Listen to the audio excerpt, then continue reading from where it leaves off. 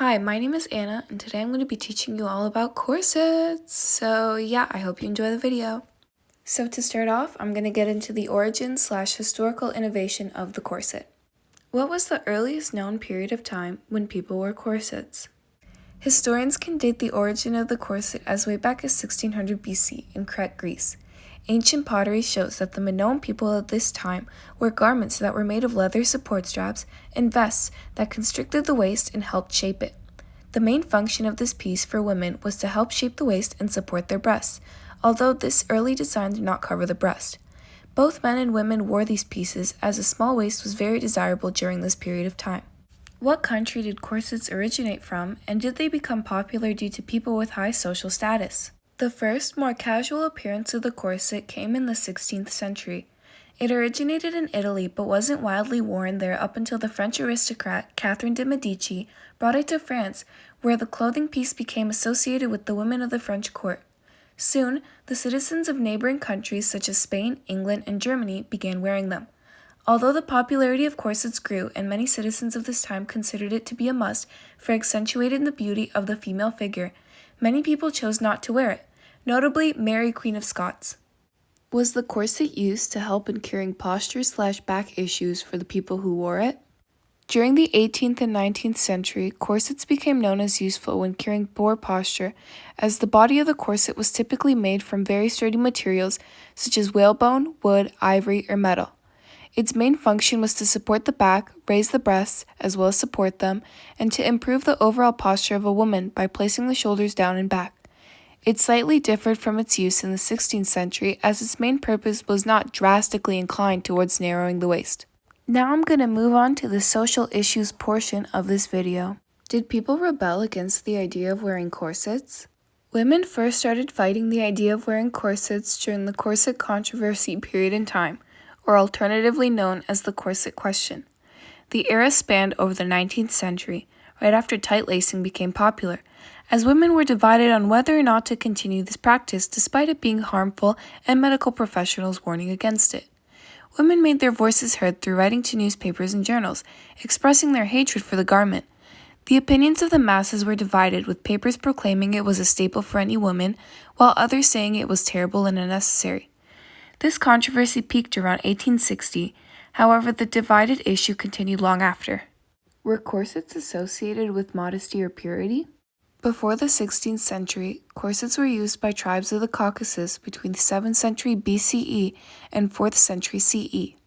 They were used to ensure modesty in women by lacing them tightly during childhood until the woman married.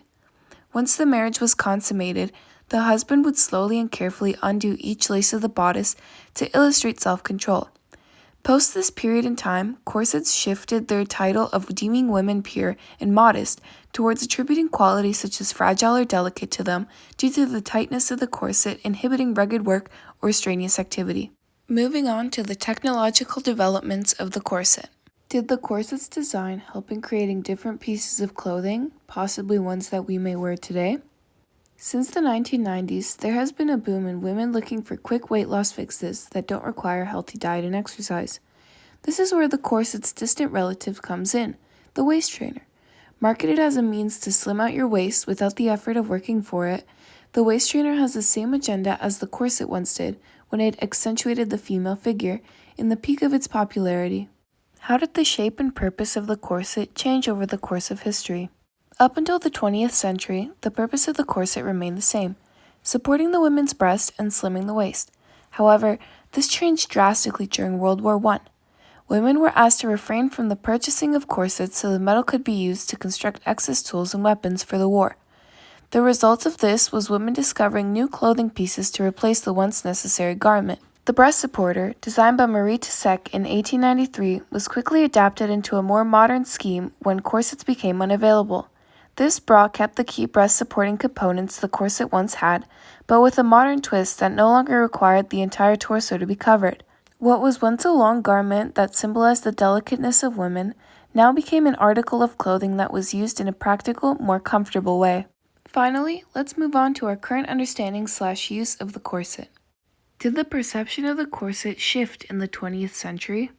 During the 20th century, the world saw a boom in women who rejected the idea of being bound to wearing a particular type of garment. Many important movements, such as the women's rights movement, took place. During the feminist Miss America protest in 1968, women threw away a number of garments into a large freedom trash can.